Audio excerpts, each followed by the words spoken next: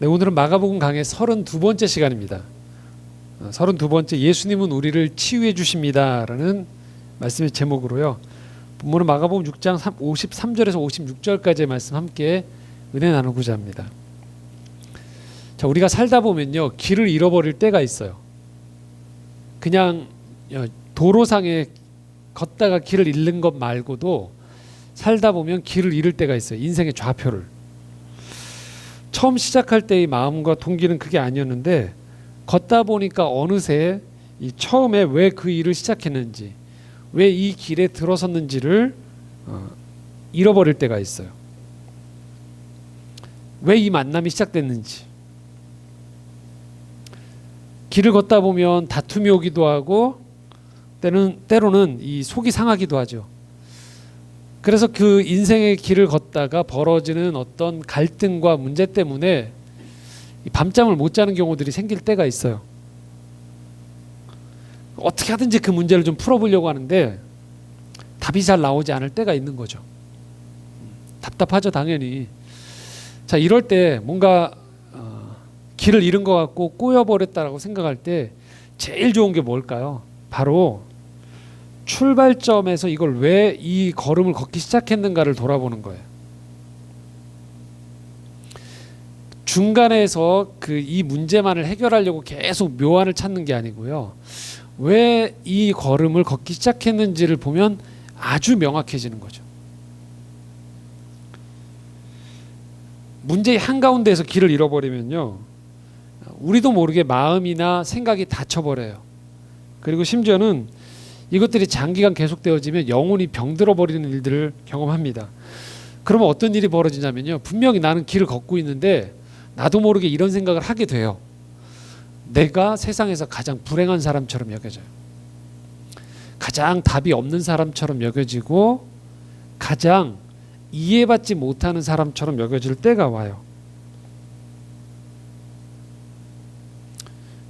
그렇기 때문에 우리가 그런 중간에 길을 잃었다라고 생각할 때 그 안에서만 자꾸 무언가를 해결하려고 하지 말고 때로는 한 걸음 물러서서 내가 이 일을 왜 시작했지? 이 만남이 어디에서 비롯되었는지를 보실 필요가 있어요. 그러다 보면 이 어려움의 본질이 뭔지가 보여요. 갈등의 해법이 보일 때가 있습니다. 이럴 때 보여지는 그 해안을 가지고서 버릴 건 버려야죠. 포기해야 될 건 포기해야 돼요. 그리고 그럼에도 불구하고 이건 놓치면 안 된다라는 건 붙잡고 있어야 되죠. 자, 이런 일이요, 우리가 살면서 여러 분야에서 많이 벌어지는데 놀랍게도 가장 많이 벌어지는 그 영역이 어디냐면요, 신앙생활이에요. 저도 목회자로서 많은 사역들을 하고 많은 성도들과 함께 살아가면서 이 여러 가지 프로그램과 여러 가지 활동들, 사역들, 섬김들을 많이 했는데요, 당연히 매 순간마다 좋지 않았어요. 꼭 좋고 모든 것들이 아름답고 한 마음이 되어지기만 하진 않았어요. 그런데 그 일이 잘 되었느냐 잘 못 되었느냐를 분별하는 기준이 뭐냐면, 돌아보면 그 일에 처음 시작했던 마음이 무엇이었는지와 일치하면 대체로 그 일은 잘 된 거예요. 중간에 좀 갈등이 있더라도요. 그런데 일은 아주 잘 된 것 같은데요, 끝나고 난 다음에 회의가 들거나 후회가 되거나 다시는 안 해야겠다라고 할 때는 대체로 왜 그러냐면 첫 단추에서 품었던 그 마음을 잃어버린 경우들이 많아요. 자, 가장 기독교 신앙의 근본이 뭘까요? 왜 우린 지금 예배를 드리고 있을까요? 왜 우리는 조금 더 신앙의 연륜이 쌓이면 섬긴다라든지 세상을 향해서 왜 선교, 전도, 또 희생이란 단어를 기꺼이 쓸까요? 왜 그럴까요? 아주 근원 첫 출발점으로 가면 사실 이거예요. 예수님을 만나는 거예요. 예수님과 동행하는 거예요. 이게 기본이에요. 근데 우리도 모르게 신앙생활을 계속 하다 보면 이게 꼬여버려요. 그래서 일 자체의 성과, 그 다음에 내가 이 사람들 안에서 어떤 평가를 받고 있는지, 그 다음에 이것들이 어떤 가시적인 두드러진 결과물이 나오는데 집중하다 보면 본래 우리가 왜 뭐였는지, 왜 일을 하는지, 이 평가의 기준이 무엇인지를 잃어버린다는 거예요. 기독교 신앙이 뭐냐? 예수님 만나는 거예요. 예수님과 동행하는 거예요. 어떤 훈련이든 어떤 성과든 그것이 예수님과의 만남에서 비롯된 성품의 열매를 맺지 못하고요. 그 만남에서 비롯된 열매가 아니면 밖에서 누가 이것들에 대해서 평가를 해주고 내 스스로가 뿌듯할지언정 사실은 길을 잃은 거예요. 나는 잃지 않았다고 생각하는데. 하지만 좀 스텝이 엉켜 있고요. 좀 혼돈 가운데 있고 조종해 나가는 가운데 어려움이 있어요. 그렇지만 이것이 진실로 예수님을 만나고 예수님과 동행하는 것들에 도움이 되어지는 여정이라면 중간에 좀 갈등이 있거나 어려움이 있거나 좀 혼동이 있는 것들에 대해서 너무 당황할 필요가 없다라는 거예요. 그렇기 때문에 우리는 항상 기억해야 돼요. 예수님을 만난 그 자리가 어디인지를 기억할 필요가 있어요. 예수님은 나를 만나기 위해 어디로 오시는가? 이걸 잃어버리면 신앙생활을 엉뚱한 데에 자꾸 그 발판을 놓고요. 엉뚱한 데 출발점을 놓고 여기에서부터 시작됐다고 생각하면서 자꾸 착각이 일어나요. 자, 어디가 신앙생활의 출발점, 예수님이 우리를 만나러 오시는 곳일까요? 자, 로마서 5장 6절과 8절 이렇게 말씀하고 있습니다. 함께 읽겠습니다. 우리가 아직 연약할 때에 기약대로 그리스도께서 경건하지 않은 자를 위하여 죽으셨도다. 우리가 아직 죄인 되었을 때에 그리스도께서 우리를 위하여 죽으심으로 하나님께서 우리에 대한 자기의 사랑을 확증하셨느니라. 예수님이 우리를 만나러 오는 자리가 여기라는 거예요. 연약한 자리, 우리가 연약한 자리예요. 우리가 죄인이었던 자리인 거예요. 그 자리로 예수님이 우리를 찾아오셨다는 거예요. 이게 출발점이에요. 근데 자꾸 우리가 잊어버려요. 나라는 사람에 대한 평가를 나도 모르게 너무 높게 여기거나 나라는 사람의 평가를 너무 내 스스로의 눈으로 너무 낮게 보는 거예요. 예수님이 근데 나를 찾아오신 자리는요, 내가 연약할 때라는 거예요. 그리고 내가 죄인이었을 때라는 거예요. 여기서 연약함과 죄인이라는 단어를 여러분 추상적으로 생각하시면 안 돼요. 철학적인 단어가 결코 아니에요. 여러분이 지금 생각하는 여러분의 그 비참함인 거예요. 여러분이 생각하는 여러분에 대한 실망감 그 자체인 거예요. 여러분이 살아가시면서 겪었던 어려움 그 자체 있죠. 사람과의 관계 속에서 누가 던졌던 그 말 때문에 내가 흘리고 있는 지금 마음의 피, 정성 들여서 이루려고 했던 그 일들이 이루어지지 않는 가운데서 왔던 어떤 깨어짐, 그리고 내가 벌렸던 일이 아닌데 그냥 주어진 가정 환경이든 어떤 사회적인 여건이든 그 속에 내가 들어감으로 말미암아 내가 벌린 일이 아님에도 불구하고 벌어지는 여러 가지 깨어진 파편에서 오는 흔적들, 아픔들. 그래서 나는 이게 왜 나한테 벌어지죠? 끊임없이 그 질문을 던지는 그 자리가 사실은 연약한 자리라는 거예요. 그 자리가 죄인인 우리의 본래 자리인 거예요. 내 부모가 나에게 물려주는 가운데에서 원하지 않았던 것들, 맞아요. 내 부모도 또한 하나님을 떠난 가운데, 하나님을 모르는 가운데 벌어지는 인류 그 근본이 가지고 있는 그 한계들 속에서 그 죄로 인해서 벌어지는 물려줄 수밖에 없었던 한계들이 있는 거죠. 우리가 살아가는 사회 또한. 종종 우리가 이야기할 때 자꾸 이런 얘기하거든요. 핀란드 얘기하고 다른 북유럽을 막 얘기한단 말이에요. 그건 그 사람들 얘기인 거예요. 우리는 지금 21세기의 대한민국, 인구가 5천만이 넘는 북적북적대고 씨름하고 입시 경쟁이 있고 빈부격차가 크고 열심히 살지 않으면 늘 생존의 위협이 있는 이곳이 우리 자리인 거예요.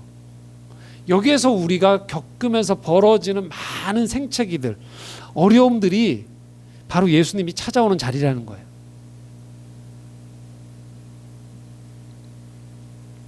예외가 없는 거예요. 나에게도 당신에게도 지금 우리가 하고 있는 이 일 가운데에도 주님이 찾아오신다는 거예요. 그렇기 때문에 성경을 토대로 세상을 바라보는 사람들은요, 이 세상을 회복과 치유의 관점으로 바라보기 시작합니다. 그러니까 연약함과 죄인이 있는 곳이 이 세상이라는 거예요. 이 세상을 버리지 않고 찾아오시는 구원자가 있다는 거예요. 치유자가 있다는 거예요. 그래서 이 땅은 그분을 만나는 자리인 거예요. 그리고 그분을 만나서 동행하는 자리가 되는 거예요. 그렇기 때문에 이 세상을 바라보는 눈은 회복과 치유의 관점으로 바라보는 것이 성경적인 관점이에요. 우리가 이 관점으로 세상을 바라보기 시작할 때 비로소 우리에게 자유가 찾아오고 평화가 찾아오는 거예요. 열심히 노력을 하는 건 마찬가지인 거죠. 하지만 열심히 노력해서 그 결과물을 이 못난 사람들 사이에서 그래도 내가 딛고 일어나서 우뚝 선 승자가 되는 게 성경에서 말하는 인생의 관점이 아니에요. 오늘도 우리는 깨지는 거죠. 완벽하지 않은 거죠. 부족해요. 그래도 열심히 사는 거죠. 근데 그 목표가 누군가와의 경쟁에서 승리해서 그래도 나는 지옥으로 떨어지지 않았다라는 데서 오는 안도감, 또 누구를 밟고 일어선 데서 오는 쾌감이 아니에요. 하나님의 형상으로 창조된 유일한 나라는 사람, 그 나를 인정하는 거예요. 왜요? 이 모습을 주님이 인정하시면서 찾아왔으니까요. 그래서 나다워지는 거예요. 우리다워지는 거예요. 내 옆에 사람들도 그렇게 보는 거죠. 서로를 존귀하게 바라봐 주는 거죠. 이 세상을 바라볼 때 그래서 경쟁과 다툼, 그래서 이 세상을 정글과 밀림으로 보는 것이 아니고요, 함께 살아가면서 평화롭게 공존할 수 있다는 것을 믿는 거예요. 그렇기 때문에 인생을 살아가면서 이 자리에 주님이 찾아왔기에 초조하거나 불행감을 가지고 살아가는 것이 아니고요. 세상은 오늘도 우리에게 이렇게 얘기하는 거거든요. 모두가 다 같이 사는 길은 없다고 얘기해요. 그런 세상은 없다고 얘기하는 거예요. 그런데 성경에서는 이렇게 얘기하는 거예요. 모두가 다 같이 살 수 있는 길이 있다라는 게 성경의 이야기예요. 이걸 우리가 이 이야기를 받아들이느냐 여부인 거예요. 인생을 바라보는 관점이요. 그런데 이것을 나 혼자는 안 되는 거죠. 어떻게? 이 깨어지고 연약한 세상을 아시는 가운데 찾아오신 그분이 계시다라는 거예요.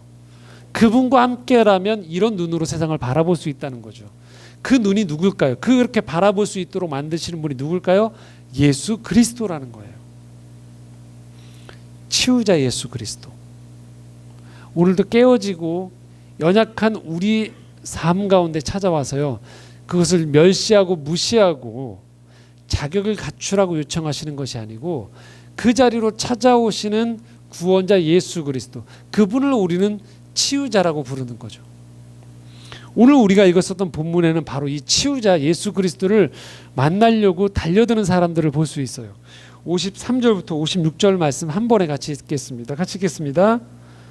건너가 게네사렛 땅에 이르러 대고 배에서 내리니 사람들이 곧 예수신 줄을 알고 그 온 지방으로 달려 돌아다니며 예수께서 어디 계시다는 말을 듣는 대로 병든 자를 침상채로 메고 나아오니 아무데나 예수께서 들어가시는 지방이나 도시나 마을에서 병자를 시장에 두고 예수께 그의 옷 가에라도 손을 대게 하시기를 간구하니 손을 대는 자는 다 성함을 얻으니라. 아멘. 지금 예수님을 만나려고 오는 이 사람들은요, 아픈 사람들이라는 거예요. 도움이 필요한 사람들이라는 거예요. 치유가 간절한 사람들이에요. 그래서 얼마나 간절하느냐, 예수님의 이 옷가에라도 손을 좀 댔으면 한다는 거예요. 그의 채취가 묻어있는 곳에 대면 무슨 일이 일어나지 않을까라는 기대를 가지고 필사적으로 예수님께 달려드는 사람들인 거예요. 자, 이게 오늘 우리의 모습이거든요. 모양새는 다 제각각이지만요, 생명의 호흡을 안고 살아간다는 사람들은요, 각각의 성격이 다르고 기질이 다르고 살아가는 모습은 다르지만 다 살고 싶어하는 사람들인 거예요. 심지어 노숙하는 사람들조차도 살고 싶은 거죠. 방법을 찾지 못해서였지. 그 사람들의 몸부림 가운데 주님이 찾아오시는 거예요. 오늘 세 가지 이야기를 여러분과 나누려고 하는데요. 첫 번째, 이렇게 연약하고 죄인인 우리 가운데 찾아오는 예수 그리스도의 모습은 뭐냐면요. 첫 번째는요, 외면하지 않으신다는 거예요. 예수님은 우리를 외면하지 않으세요. 예수님은 우리를 환대해 주세요. 우리가 이 예배 설교 듣기 직전에 함께 하는 예배 안에서의 순서가 있습니다. 이 환대의 순서예요. 환영과 축복의 시간 때 환대를 할 때 제가 꼭 요청을 하죠. 이 손을 내밀어 달라고. 옆 사람을 향해서 손을 내밀고 축복해 달라고. 여기엔 두 가지 의미가 있어요. 여러분, 손을 내민다는 건 어떤 의미냐면요, 공격하지 않는다는 의미예요. 그러니까 내 두 손을 마치 항복하듯이 당신을 향해서 내가 두 손을 빈손으로 들었습니다. 나에게 무기가 없습니다. 당신을 해하지 않겠습니다라는 의미가 있는 거예요. 지금 당신에게 나는 항복했습니다. 내게 오세요. 당신을 받아들이겠습니다라는 의미가 첫 번째인 거예요. 두 번째는요, 당신과 내가 이 내민 손을 서로 맞잡기 원합니다라는 의미가 담겨져 있는 거예요. 이게 환대예요. 손을 내미는 거죠. 누군가를 향해서. 주먹을 쥐거나 뒤에 뭔가를 숨기고 있는 것들에 대한 불안이 아니고요. 상대방을 향해서 다 오픈하는 거예요. 당신을 내가 받아들이겠습니다라는 거. 예수님이 그렇게 우리를 환대해 주신다는 거예요. 근데 안타깝게도 많은 분들이요, 예수님하고 경쟁하려고 해요. 예수님하고 겨루는 거예요. 저분과 뭔가 대등한 관계를 쓰려고 하는 거예요. 또는 저분과의 관계에서 무언가 얻어내거나 쟁취하거나 저분과 뭔가 거래를 자꾸 하려고 하는 거예요. 증명해 내려는 방식으로 자꾸만 신앙생활을 하는 거죠. 지치게 돼요. 예수님은 오늘도 어제도 매일 우리의 삶을 향해서 두 팔 벌려서 맞이해 주세요. 환대해 주신다는 거죠. 여러분들이 육신의 몸이 다쳤을 때 병원에 가거든요. 병원에 갔을 때 의사 앞에서 우리가 취하는 행동은요, 단 한 가지예요. 양순해져요. 겸손해져요.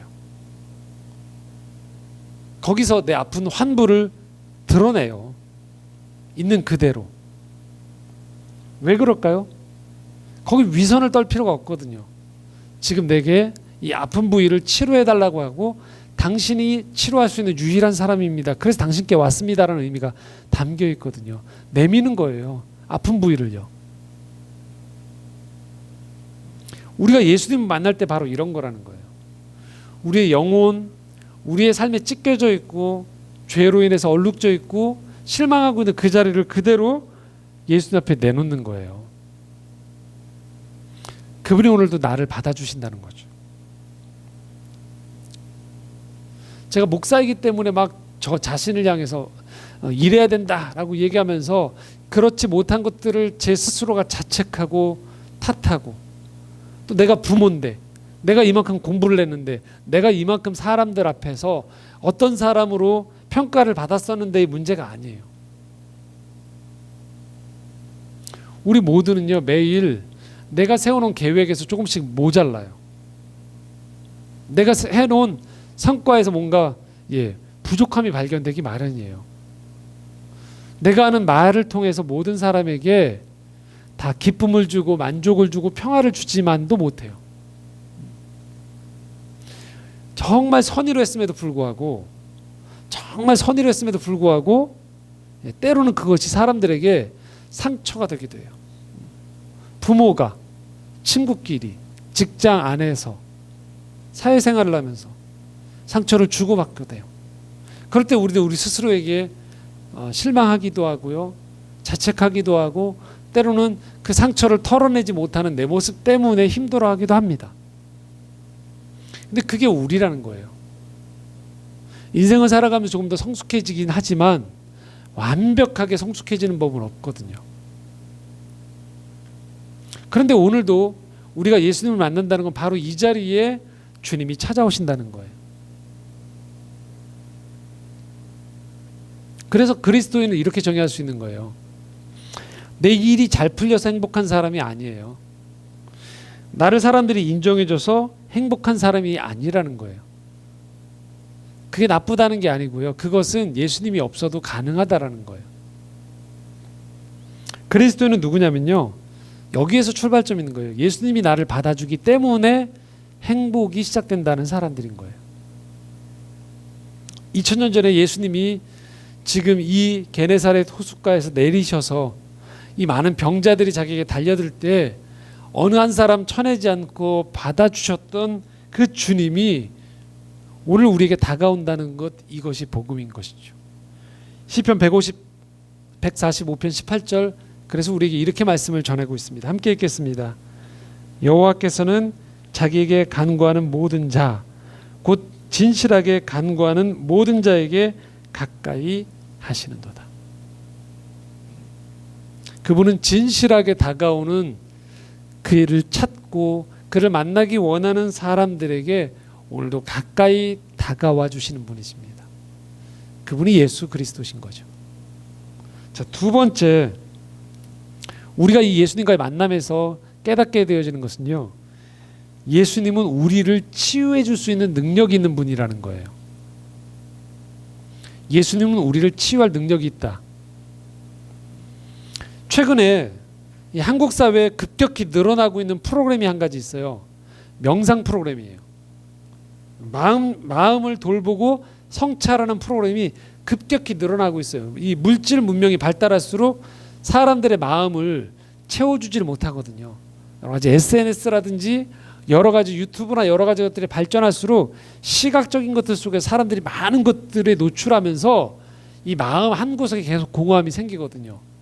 그래서 마음에 대한 문제가 상당히 이 자본주의 사회에서 소위 말하는 돈벌이가 된다는 게 확인이 됐어요.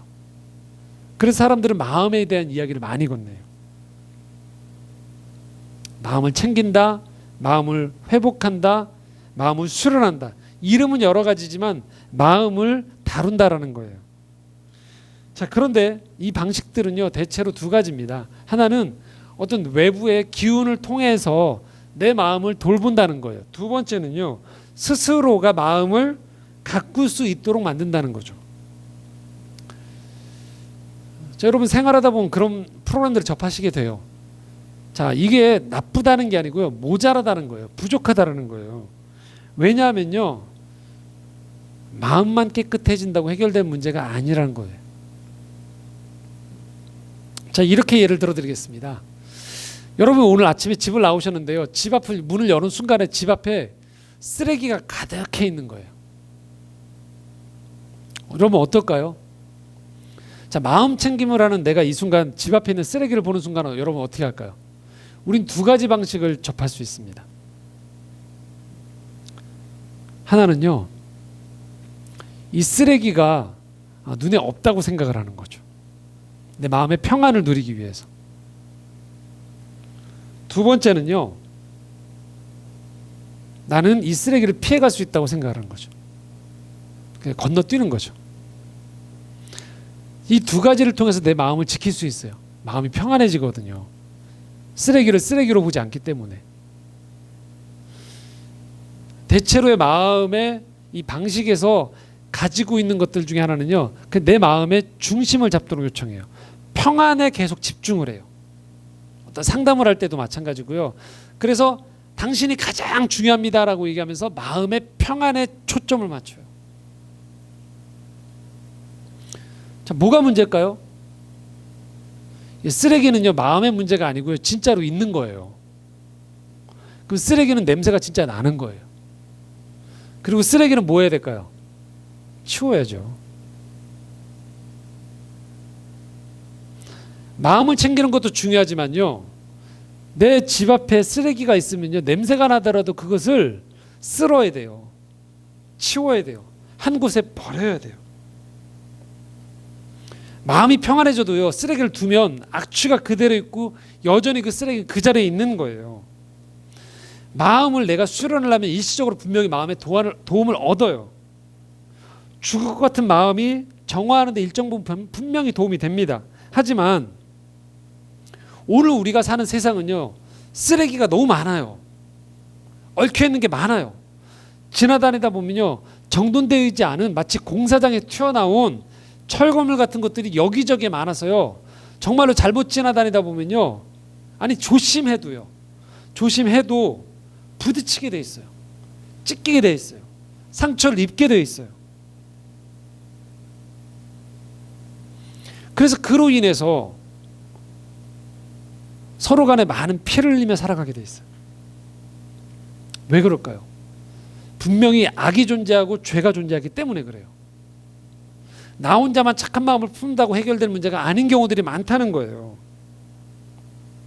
그래서 우리에게는요, 일시적으로 마음을 차분하게 진정시키는 것 넘어서 내 마음으로 파고드는 이 죄의 세력들, 관계 안에서, 그리고 사회 구조적인 문제 안에 있는 명백히 있는 악과 죄의 문제들에 대해서요, 그것들 때문에 때로는 피를 흘리게 되어지고 어려움을 겪는 이 세상 속에 나아가서요, 이 문제를 해결하는 것들이 필요하다는 거예요. 이것들이 시간이 걸리더라도 복구하는데 우리는 나아가야 된다는 거예요. 그렇지 않고 내 마음의 문제만, 평안을 얻게 되어질 문제는 아주 부족한, 일시적인, 유한한 해결책이 될 수 있다는 거예요. 시편 103편 3절에서 5절 우리에게 이렇게 말씀을 건넵니다. 같이 읽겠습니다. 그가 내 모든 죄악을 사하시며 내 모든 병을 고치시며 내 생명을 파멸해서 속량하시고 인자와 긍휼로 관을 씌우시며 좋은 것으로 내 소원을 만족하게 하사 내 청춘을 독수리같이 새롭게 하시는도다. 하나님이 분명히 말씀하시는 거예요. 성경에 가장 많이 나온 말씀이 두려워하지 말라 평안하라는 말씀인데요, 이것이 그냥 주어진다는 게 아니라는 거예요. 하나님은 오늘도 우리의 죄악을 사하시는 문제, 죄를 해결하는 문제, 병을 고치는 문제, 죽음의 그림자가 엄습하는 가운데 이것을 생명으로 바꾸는 문제, 그리고 우리 인생의 깊은 소원에 찾아오셔서 그 인생의 바람 가운데 만족함을 회복시켜주는 문제에 하나님은 관심이 있고 그럴 능력을 가지신 분이라는 거예요. 이 땅의 이 수많은 악취와 오물과 폐허 속에서 이것을 치울 능력이, 힘이 분명한 역사가 필요하다는 거예요. 쓰레기는 치워져야 돼요. 버릴 곳이 있어야 돼요. 누군가는 이것을 드러내야 돼요. 그리고 단순히 그곳을 깨끗하게만 하는 것에 그쳐지지 않고요, 깨끗하게 한 그곳을 다시 아름답게 바꾸어 나갈 계획과 설계도, 그리고 그런 것들에 대한 실행 능력이 필요하다는 거예요. 오늘 예수 그리스도가 우리의 치유자가 되신다는 것은 그럴 능력을 가진 그분이 우리 삶에 찾아오신다는 거예요. 예수님 안에 거한다는 건 그 능력의 수혜자가 되어진다는 것을 의미한다는 거예요.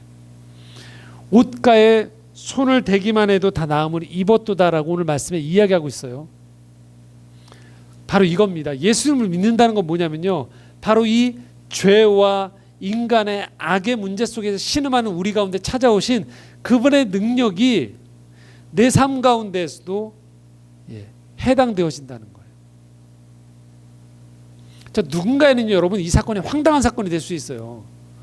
예수님이 기도해 준 것도 아니고 예수님의 그 치유의 능력 있는 그분이 입고 있던 옷을 누군가가 붙잡았는데 병이 낫는다, 치유가 일어난다, 황당한 사건일 수 있어요. 그런데 예수님이 그렇게 하시기로 작정하시면 그렇게 할 수 있다라는 것이 바로 믿음의 역사인 거죠. 믿음이란 뭐냐면요, 이거예요. 야, 옷 만진다고 낫겠어가 아니고요, 그분의 최치가 남아있는 그 옷을 만질 수만 있기만 한다면 그분이 역사하지 않을까라는 기대를 가지고 오늘도 나아가는 것을 말하는 거예요. 저는 이것이 오늘 우리의 삶 가운데서 유효하다고 생각해요.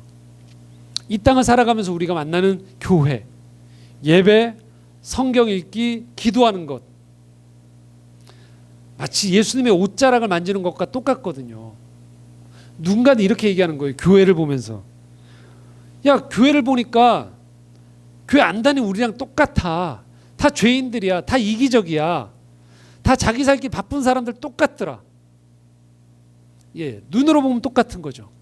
죄인들의 집합체가 교회거든요. 근데 믿음의 눈으로 보면 이 교회는 무엇이냐? 오늘도 이 땅 가운데 구원을 이루시는 그 주님을 믿는 사람들이 모여 있는 곳이 교회인 거예요. 그들이 죄인임에도 불구하고. 예배라는 게 뭘까요? 알지 못하는 신에게 뭔가 예물을 드리고 제사를 드려서 시간을 때우면서 그 신의 마음을 흡족하게 해서 내 원하는 걸 얻어내는 제사가 아닌 거예요. 오늘도 죄와 연약함 가운데 있지만 예배라는 자리에 나왔을 때 우리를 찾아오시는 그분과 만나는 거룩한 임재의 시간이 예배가 되는 거죠. 성경 읽기 2000년 전에 쓰여있는 고대 문서를 들고서 지금 뭐 하는 거야? 읽어도 잘 이해가 안 되는 문서인데 읽다 보면 여기랑 저기랑 서로 문법적으로 안 맞는 거나 인간적인 이성으로 안 맞는 게 보이는 것 같은데, 이 책을 읽는 사람들을 성령의 역사함을 통해서 치유와 회복이 일어나고 진리의 빛이 보여지는 게 성경이라는 거예요. 기도도 그냥 내 소원을 아뢰는 것, 그냥 지극정성으로 연보를 외는 게 아닌 거예요. 성령 가운데에서 인간의 그 바람 속에 찾아오셔서 오늘도 회개와 용기와 위로와 소망을 주시는, 인간의 언어로 제한된 것들을 넘어서는 신적인 만남이 이루어지는 게 기도인 거죠. 다 옷자락 같은 거예요. 교회, 예배의 사건, 성경을 읽는 것, 기도한다는 것. 무슨 일이 일어날까라고 생각하는 사람한테는 아무 일도 안 일어나는 거죠. 그런데 그 옷자락에 손을 대기만 한다라면 이라고 생각하는 것처럼 그곳을 통하여서, 그 만남을 통하여서 내 삶만으로, 내 노력만으로 안 되어지는 역사가 일어날 것을 믿는 사람들에게 주님이 오늘도 역사하신다는 것, 그것이 옷자락의 신비인 거죠. 그리고 그렇게 믿음을 가지고 나오는 사람들에게 그분이 역사하시는 것, 그것이 바로 예수님의 능력인 거죠. 그분은 그럴 능력이 있는 분인 거예요. 보잘것없어 보이고 연약해 보이고 유약해 보이는 그 노력들을 그분께 들었을 때 그것들을 통하여서 얼마든지 그분이 하고자 하는 일들을 해내는 능력이 있는 분이 예수 그리스도신 거죠. 그리고 마지막 가장 중요한 그 자리에 우리가 도달하게 됩니다. 이 예수님 만남으로 인해서 이루어지는 치유는요, 문제 해결이 아니라는 거예요. 예수님의 치유는 우리를 구원으로 인도해 주시는 거예요. 오늘도 이렇게 생각하는 사람들 얼마든지 있어요.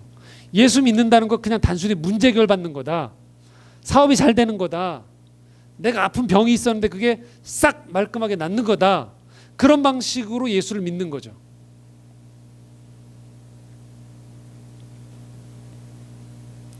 예수 그리스도의 치유를 너무 좁게 보는 거예요. 그렇게 되어지면요, 치유자 예수 그리스도는요 이렇게 되는 거예요. 문제 해결자인 거예요. 그런데 예수님은요 단순히 문제 해결에 관심이 있는 게 아니고요, 우리의 구원에 관심이 있어요. 이 땅 안에서의 유한한 삶에 관심이 있는 게 아니고요, 이건 너머에서 영혼에서부터 시작되어지는 우리의 영혼과 영혼의 문제에 그분은 관심이 있다는 거예요. 우리의 관심은요, 육신의 우리는요, 이 땅에서 잘 먹는 거예요. 잘 입는 거예요. 사건 사고가 안 일어나고 내 계획대로 잘 되는 게 우리식 문제 해결인 거예요. 그런데 주님은요, 이게 전부가 아니라고 말씀하세요.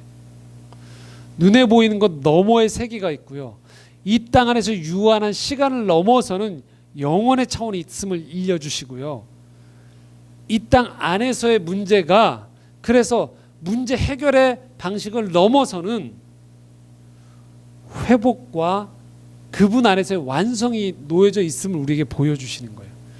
우리를 그 자리로 불러주신다는 거예요.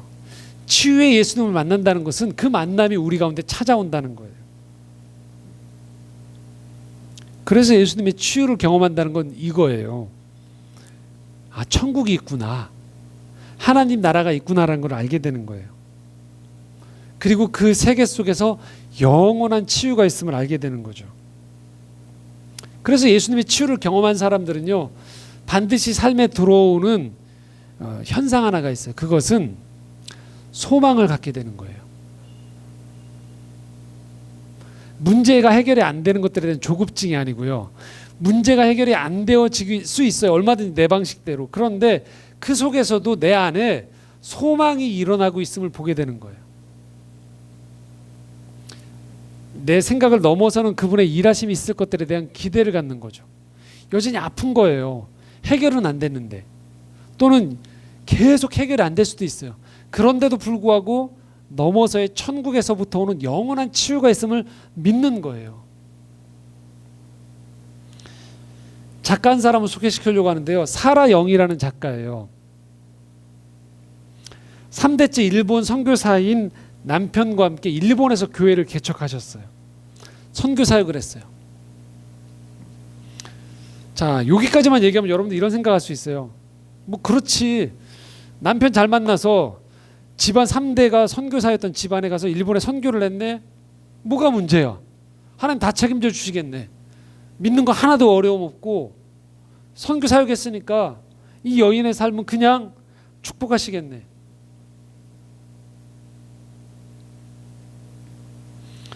근데 놀라운 반전이 있어요. 남편을 따라서 일본의 선교사 생활을 했는데요. 오랫동안 일본에서 선교사 생활을 했는데요. 일본에 적응이 안 되는 거예요. 그러니까 일본이 편안하지가 않은 거예요. 자기한테는.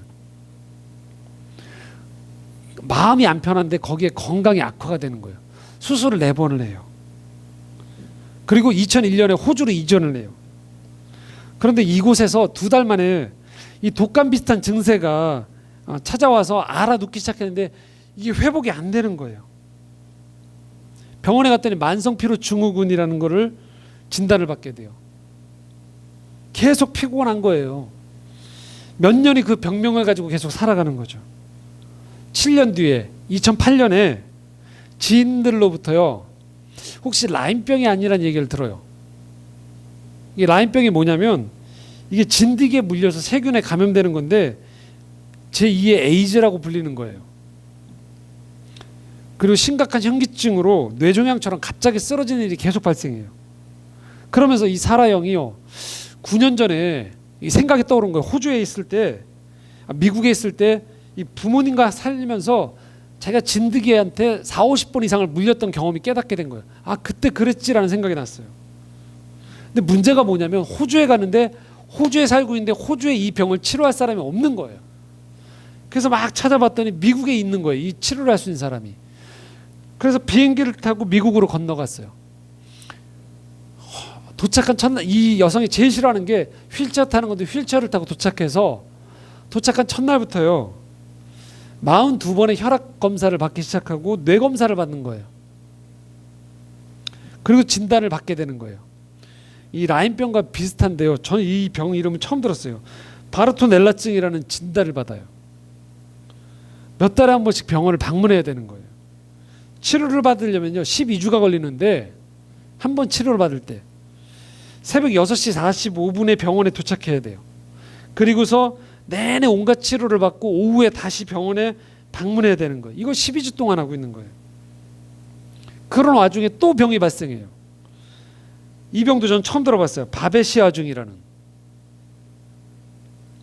치료가 완쾌될 즈음에 이 병이 발병한 거예요. 그리고 계속 치료를 받고 결국은 다시 호주로 돌아와요. 이 사람이 작가거든요.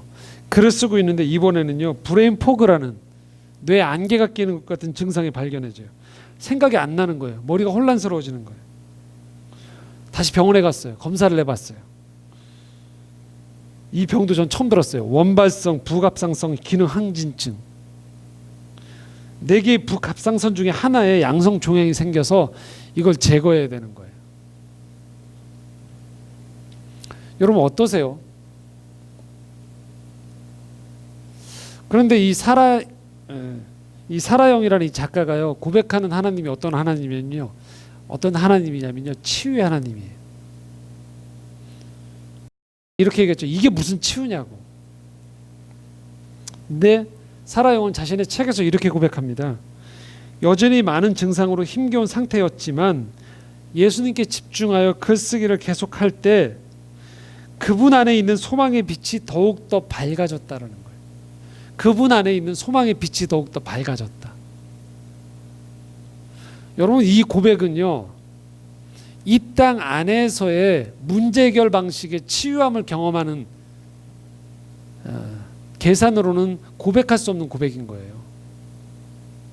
진정한 영원한 치유가 뭔가, 천국 안에서 만나게 되어지는 그분이 주시는 온전한 치유가 무엇인가를 경험하는 사람들이 갖게 되어지는 소망인 거죠. 사실 병은 나아도 또 아프게 마련이에요. 상처가 아물면 또 다른 상처가 찾아오기 마련이에요. 문제가 해결되면 또 다른 문제가 찾아와요. 그게 바로 이 땅의 유한한 삶을 살아가는 우리가 갖게 되어지는 한계 상황인 거죠. 그래서 우리에게 필요한 건 뭐냐면요, 구원으로 비롯된 치유인 거예요. 구원에서 바라보는 영혼의 관점인 거죠. 그곳에서부터 오는 평안과 안식인 거죠.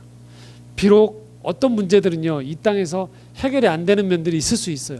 여전히 아플 수 있어요. 계속 가지고 갈 수 있는 거예요. 그런데 이것이 완벽하게 해결될 때가 우리에게 분명히 주어진다라는 소망이 우리에게 있다라는 거예요.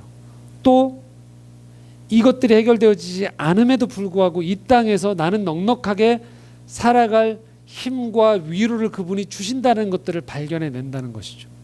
이것이 바로 구원에서부터 비롯되어지는 치유를 발견한 사람들이 만나는 기쁨이자 평안인 거예요. 이건 문제가 해결되어진 데서 오는 말끔한 마음의 개운함과는 전혀 다른 차원의 믿음의 눈이 열리는 것이죠. 이것들을 성경 기자들은 계속 고백해요.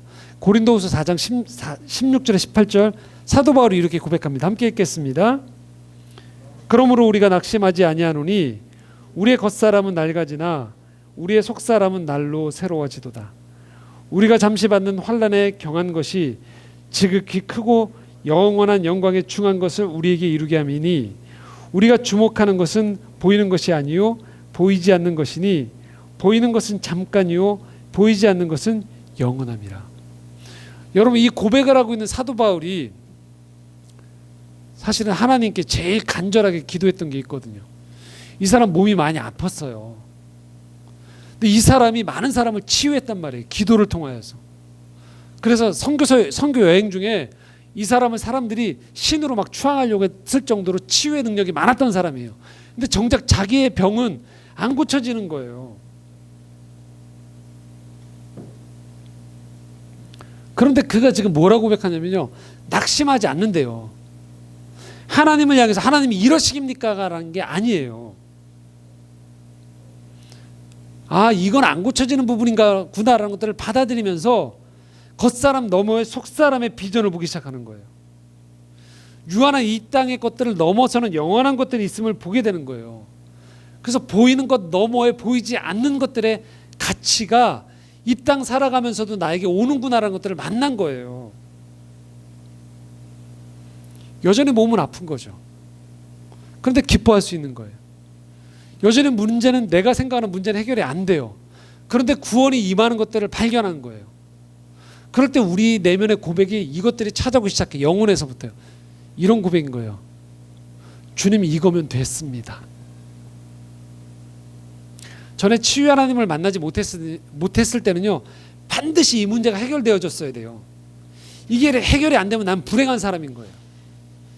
이 문제를 넘어가지 못하면 나는 실패한 사람이었던 거예요. 그런데 치유 하나님을 만나고 구원의 하나님을 만나기 시작하면 주님 괜찮습니다. 주님 넘어갈 수 있습니다. 주님 제가 여전히 소망을 갖습니다. 그 고백이 우리에게 나오기 시작한다는 것이죠. 바울의 고백을 다시 한번 듣겠습니다. 고린도후서 6장 10절입니다. 함께 읽겠습니다. 근심하는 자 같으나 항상 기뻐하고 가난한 자 같으나 많은 사람을 부유하게 하고 아무것도 없는 자 같으나 모든 것을 가진 자로다. 하나님을 모르는 사람 보기엔 되게 가난한 거예요. 하나님 모르는 사람 보기엔 근심거리가 너무 많은 인생인 거예요. 저 인생은요. 하나님 모를 때는요, 저게 뭐라고 라고 할 수 있는 거예요. 근데 구원한 하나님을 만난 사람들 편에서 보았을 때는요, 이 땅에 있는 일상은요, 이 구원이 이루어지는 여정인 거예요. 영원한 치유가 찾아오는 거죠. 비록 어떤 부분은 이해할 수 없고 내가 원하는 방식의 문제 해결이 아닐지언정, 그래서 힘든 것들이 여전히 남아있지만 영원한 하나님의 나라에서 우리에게 주시는 진정한 치유와 회복, 그분의 인도하심이 여러분의 우리의 삶 가운데 여전히 계속되어짐을 믿음의 눈으로 바라보는 것이죠. 말씀을 정리하겠습니다. 예수님은요, 여러분의 아픈 모습 그대로를 환대해 주신다는 거예요. 그리고요, 예수는 우리에게 찾아오시는데요, 우리의 아픔을 치유하고 회복해 주실 능력을 갖고 계신 분이라는 거예요.